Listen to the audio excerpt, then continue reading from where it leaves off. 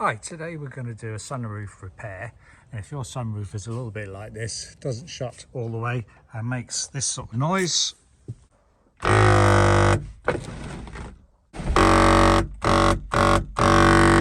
that is the sound of probably some gears slipping. And here is what it was like at the end after I fixed it. Working nicely and goes down to the right level. I bought very cheaply a sunroof repair kit for a grand total of 16 UK pounds. Very cheap. That's the part number down there. Got it from eBay and contains lots of these parts here. So lots of plastic pieces and gears. So I'm hoping that some of these parts will fix the problem and make it open properly. So it doesn't slide all the way back. It should. Just slips and doesn't shut all the way either. You can see it's standing proud. Has a few implications for water leaks. So I've seen some directions on the internet written by a chap, which I think should be shown here, and I'm going to follow those and then just show you with a video how we actually fix it. So pull down this sunroof surround, we can actually completely remove that, I think. And yeah, you can see the lining is a bit rubbish that needs fixing at some point, replacing. Don't worry about that. If we pull down the lining, there we can see the sunroof motor. So I would imagine this repair is probably similar to quite a lot of cars. This is on a Freelander 1, happens to be my V6 restoration job car. I've driven it on the road quite a few times. I've driven it on the road for a few months, but it's just sort of a sitting around as a spare, get around to selling it at some point. If anybody is interested for the right amount of money, I might sell it, otherwise I'll keep it a bit longer. So they say it's a few bolts to remove and the whole mechanism should come on. So let's check what we got to do first. Hopefully this will help you fix your sunroof. Try and get it to move back, and we can do that by dropping down the light panel, and then there's this screw slot in the motor that does the moving of the sunroof manually, and with a bit of persuasion I've managed to get it to start to move back slightly by turning it clockwise. So a bit of pressing the button and a bit of helping it, turning it with a screwdriver, and it's starting to move. Needed quite a lot of help from pressing the button and using the screwdriver. Eventually it can be persuaded to go back in a rather sticky, jolty manner. As much as I think we're gonna be able to do it. So let's have a look at the top now, see what access we've got. So you can see rust is a bit of a problem, and we've got access to some screws down here which might help in removing it, and a few more down here as well, under here. So let's, I guess, start cleaning things up and removing screws to see if we can remove it from the aperture. Take some pictures so that when you take it all apart you know where things go back together again. See, this one's become loose. That's how it should work, like that. It's a wind deflector. This wind deflector moves out of the way by prising this front piece of metal out from under the bodywork, and then you can lift it up more, and I believe that unhooks from there like so, and the whole thing just removes. Gives you better access to these screws here, and one there as well. So there's four. 1, 2, 3, 4. They're easily accessible. We'll see what that releases. And to fit those screws, a T20 bit fits exactly. You can get away with a T15, but it's a little bit loose. Now to remove the panel, under this plastic cover which just pulls off, there are 1, 2, and see the other one right at the back there. Yeah, 3 screws, which should allow the panel to remove. Let's just do the same on this side. There's the plastic cover. Might need a screwdriver, just fingers. A bit rusty, but again, there are the screws. I think it'll help to remove the panel. There's 2 each side removed. The front one, or mine, they were both rusty and impossible to remove, but the metal here is so rusty anyhow, I'll probably need replacing with a new bit being well tacked on. So the other side, I just broke off the metal, left the screw in place, couldn't get it undone. If you had a little Dremel, you could probably cut a slot in the top to unscrew it. But do whatever you need to do. And I think now I need to remove the motor to make possibly the sliding part easier to remove. Just taking out one of the screws which is there. They say there's something like 3 screws to remove the motor. Yeah, you can see another one there, another one where I'm pointing there, and that might do it. Let's see. Indeed, it was just those 3 screws to release the motor. This piece of plastic fell out at the same time. I think that's just a spacer which appears to go over the back of it, so look out for that when you reassemble. Now hopefully it'll free up the cable now and might free up the runners better. Let's have a look.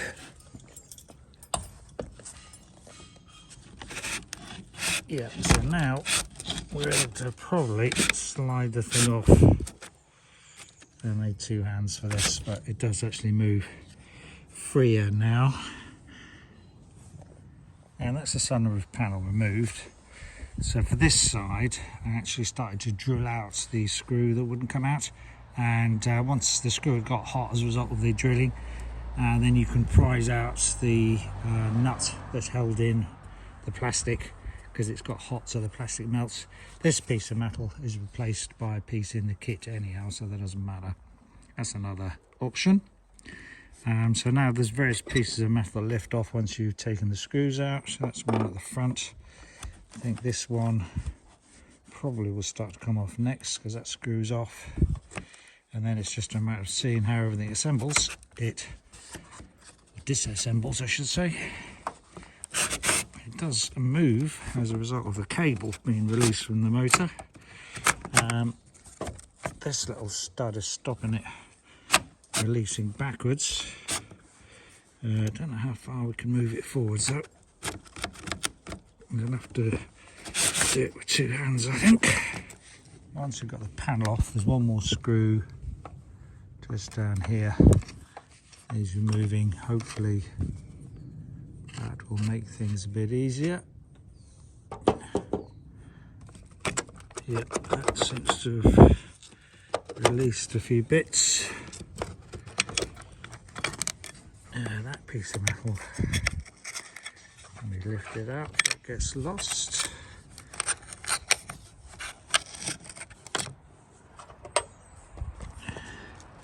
What else have we got? It'll come out. I think it will just probably pull off the cable somehow. Yep, that's lifted. And then, yep, that just releases.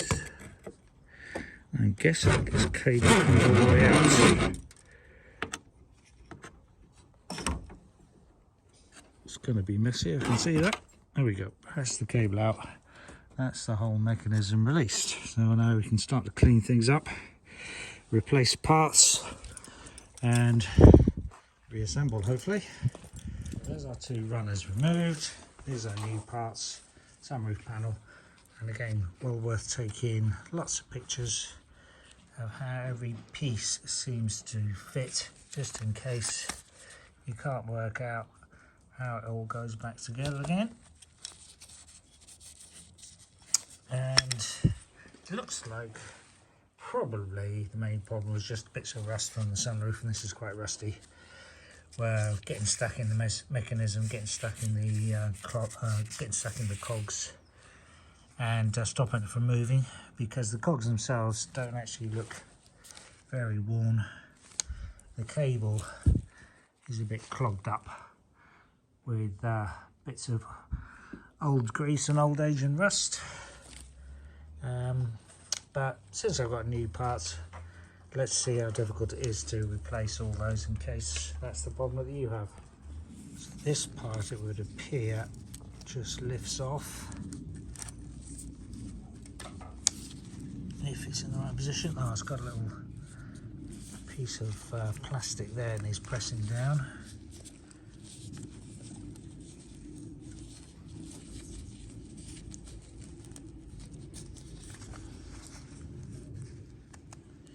And we're going to do this, difficult to do it with one hand, but yeah, that does pull off without breaking. This side, I found that piece of plastic had broken, which could have been one of the problems with it. With a bit of pushing, this one slides this way at the same time as this piece, and this piece in here slides that way. When they both moved enough, you can then take that cog out and change it, clean up everything else, and then that piece with the spindle on the end just pulls out of that hole, and two pieces are starting to separate. Right then, so I've just learnt about disassembling this part. There's been a few broken bits, but it doesn't matter because they'll be replaced by the kit. So this bit on the end I bent back. We just compare that with the new part, which is this. So you see the little tab, this end broke off the end, and the shaft snap there, which is this piece here, doesn't matter. That shaft there just gets pushed out, but a little screwdriver or little rod or something through there to push that shaft out. That's how that'll detach. This arm, you get it in this position, you can actually lever it up to get that shaft out of that slot that's in the other piece. So that is how I got that piece out. I have to reuse that shaft, put in the new piece back in that hole there. That'll just go in like that. And then this part can slide out, or has to slide out all the way the other end, because there's a little stop down there that stops it going the other way. And then for the other half, this piece of plastic just pulls out of its slot like that. Then we can slide it forwards, and the rest of it slides out and can be removed like so. And over here is the new equivalent part. It's always worth getting the new and old next to each other. And then the only other bit to replace in this kit is this top sliding piece, which just slides, by the looks of things, all the way off. And I can't tell whether that's a screw or a rivet, find out in a minute. But that piece of plastic gets replaced with this new one. And that is all of the pieces in the kit. So now we've just got to swap over all our parts, lubricate it up, clean it up, and reassemble. Hopefully, if you look back at the video or look at your own pictures you've taken, you can work out how to do that. And just to let you know, that is actually a T8 screw. There's a T8 bit, and that undoes. So we just swap that over. Probably need to prise off that washer to refit it over the new part that's not broken. The other tip on reassembly is useful to have the old one undisassembled, so you can reference where all the different parts go. This is of course on the other side, and it's a mirror image of the one I'm reassembling here. So slightly tricky bit is getting this arm back in again. and as I mentioned before, you have to sort of lever it to the side, fit it in that sort of position, and it does go in eventually. Hopefully you can do that without it breaking off, and there's the other part that goes there as well. So check all the parts slide backwards and forwards easily. So this, which one? Yeah, this sliding one here was a little bit stiff on the new part, and there was nothing wrong with the old part, so actually use the old part for that. It's better if it moves easier, so less strain on the motor, and less likely that the motor cog is going to slip, which I think was the noise of it doing that clicking noise when it failed before. The motor was just clicking over the cable because there was too many rust bits and it was all too stiff in the mechanism. There was one broken part, not sure that made a difference. So yeah, if you look at this arm, which is this one, this pokes up, that little piece goes into that little slot, so that pokes up like that when it reassembles, and goes into this slotted part here, which you can see on the other side there. And I'm reassembling this part. Make sure this is undone, prise that off, get this end of this piece of plastic in first, that piece of plastic through the hole. You need to have it pointing out perpendicular like that. Once you've got that on, then you can slot over the rest of the plastic and put that clip over the end.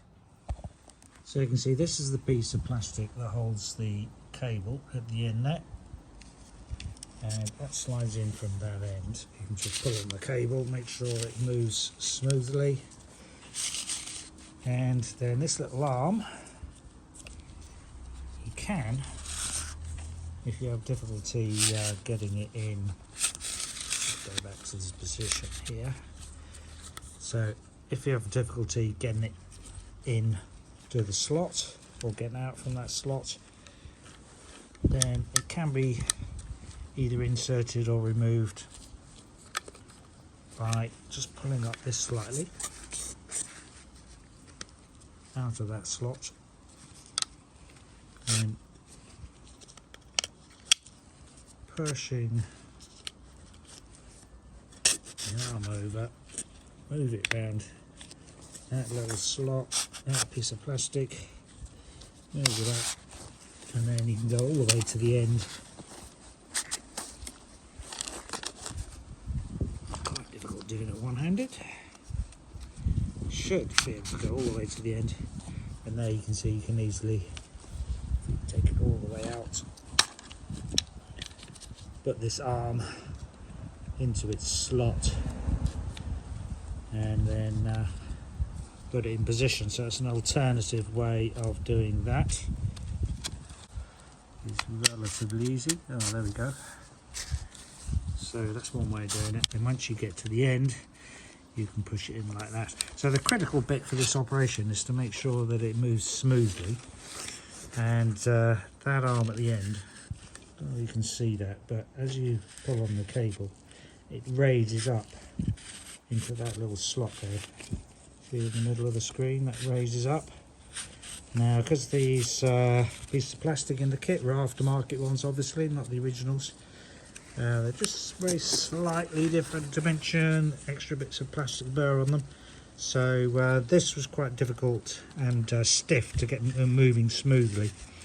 So I had to grind a piece of plastic off the arm to get it to move smoothly, and also make sure that it raises up in this recessed little gap in the plastic. And you also have to make sure this piece of plastic and the metal clip on it is the right sort of tension, but not too much tension, and the right position, so it doesn't get squeezed, doesn't get very stiff in this position. So what you should be able to do is just push and pull on the cable, and it should easily and smoothly basically do that, come up and down. If it doesn't, you need to make some adjustments, probably shave some piece of plastic off. Hopefully that helps. Another tip worth mentioning for disassembling or assembling is to release this cogged shaft from this geared shaft from this cog, you have to release this slider from the arm, which connects over to there. Then you push this one back that way, so this bit just about gets to the end here. You can see you have to push it under the metal to get it to poke out that much, and then the cog will freewheel, and then this is then freed to slide all the way forward for releasing. On reassembling with either new or cleaned up old pieces, don't forget this little piece of plastic that goes on the shaft there, that piece there, and make sure the shaft is well pushed home as well so it doesn't interfere with this sliding piece of plastic. And then there's a little bit of wiggling, make sure it's orientated right so that it fits over it as well. That goes on, and then we just need to get the right mashing, right synchronization of the gears, so at the same point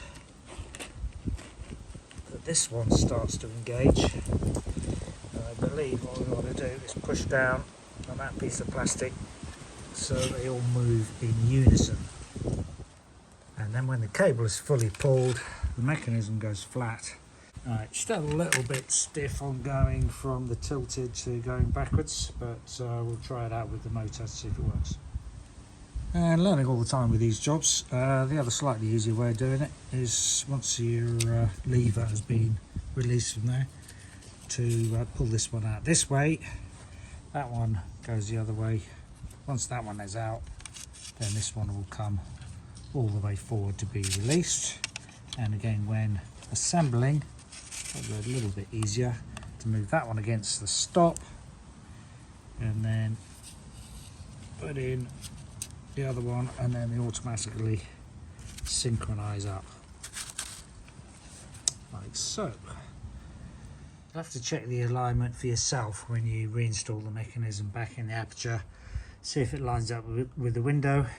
If it doesn't, you'll have to push it in the sliding back position until this cog disengages and the little things, piece of metal, shoot out the end, and then pre-engage this top sliding bit, either less or more, to change the synchronization between this sliding geared piece of plastic and the one the other side that pops out.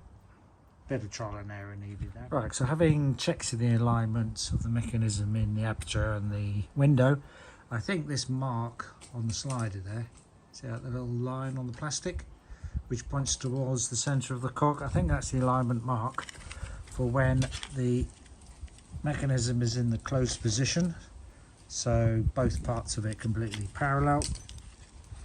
So to do that, you have to undo that little screw on the arm again, push the slider, which is basically this piece of plastic where my finger's pointing, push that down, push it up, push that slider up enough, and push this slider down to engage or disengage on the cog, so that when you push this piece of plastic down, the cog piece of plastic, to engage with the cog, they line up in the right place. If you just try a few different positions, you'll see what I mean. It's difficult to describe and hard to show with one hand, but I think that's the correct position.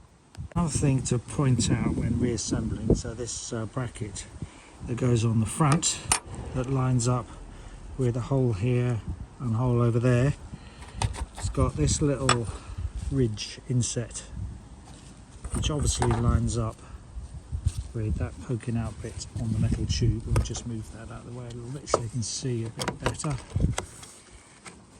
Yeah, you can see there that little outstanding bit on the tube where the cable goes in, and actually lines up with the hole as well.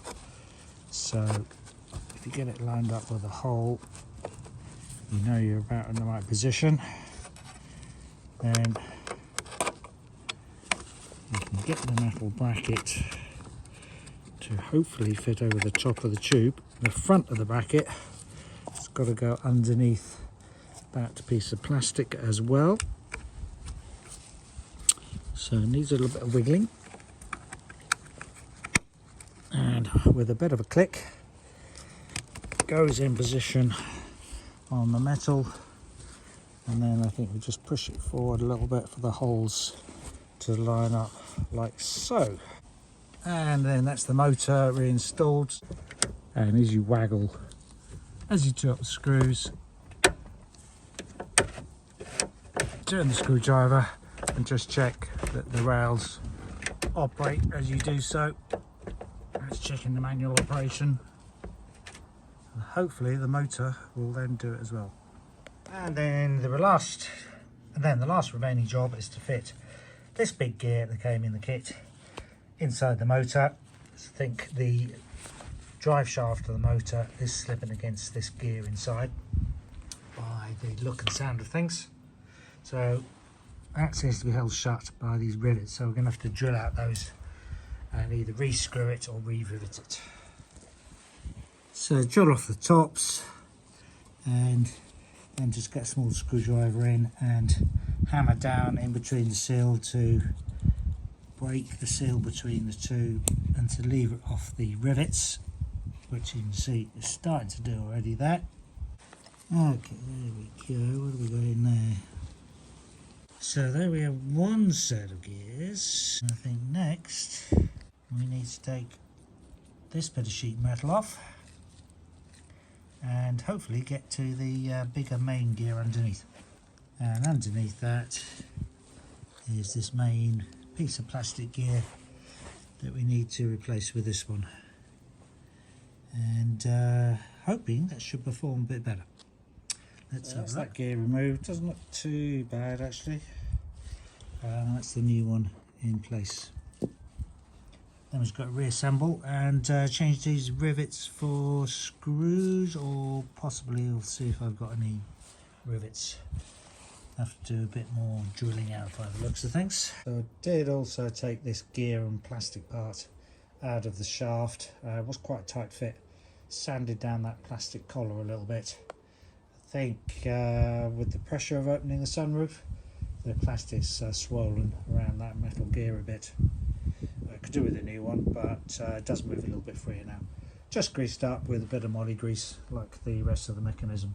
And that's the holes drilled out and some 5mm rivets put on it. Hopefully that'll be good enough, and hopefully the motor works okay. And if you wonder how this bit goes on, which goes down into this screw hole there, then it goes that way round. This is where pictures come in handy, showing how you took it apart. I think that's it. Let's get the screw, get your screwdriver, socket, and then do it up, and that's how that one goes. So you might have noticed on treating the rust, I sanded it all off with a belt sander. Actually cut off the very rusty pieces of metal. I was talking about tacking on a new piece of metal, but I decided it's perfectly strong enough being held with just the 2 bolts. Same the other side, just going to to that side,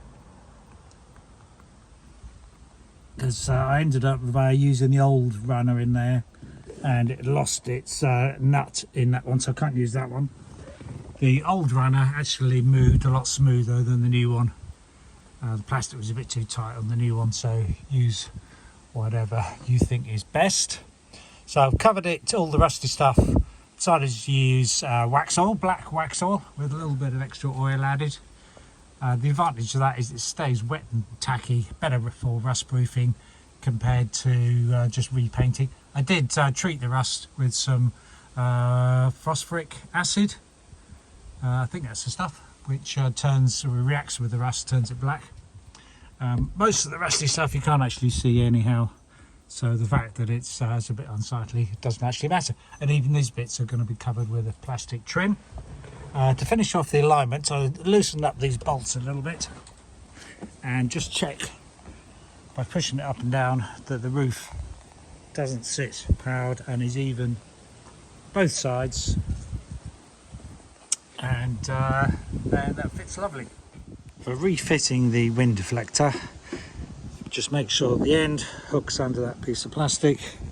You've got a piece of metal on a spring, hard to see that, but it rests on that slot underneath it, this one here, and this spring piece of metal goes in that slot there, and that piece of metal stud, you can just push it back and push under the bodywork so that the wind deflector goes up and down like that. I might just see where the sunroof mechanism comes over and pushes this down. It might push on that, in which case add a bit of grease onto there, or it might push onto that one. Probably worth putting a bit of grease on both. So here's the final test to show the sunroof is working. There we go, it stops halfway, and then you release the button, press it again, and it goes all the way open. And if you could close it please as well, just to show that.